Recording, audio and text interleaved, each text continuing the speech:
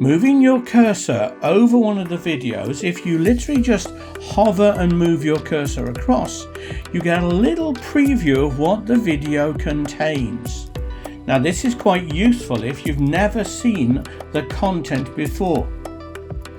So very quickly you can scrub through to see what content is in each video file.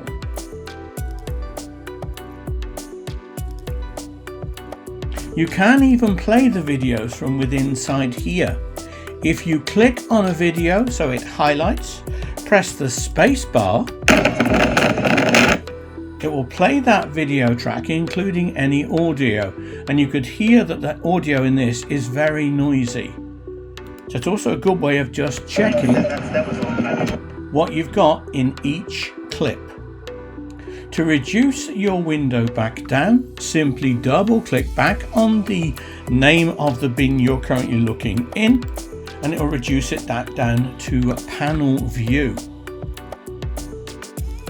To actually look at a video clip in more detail, if you hover over the clip inside the bin now, select the clip you want to look at. If you double click on the clip, it will open it up in the source monitor. Now the source monitor has a playhead, so you can scrub the playhead to see the clip. The source monitor will show any video clip in its full entirety, whatever resolution and whatever frame rate it was filmed in.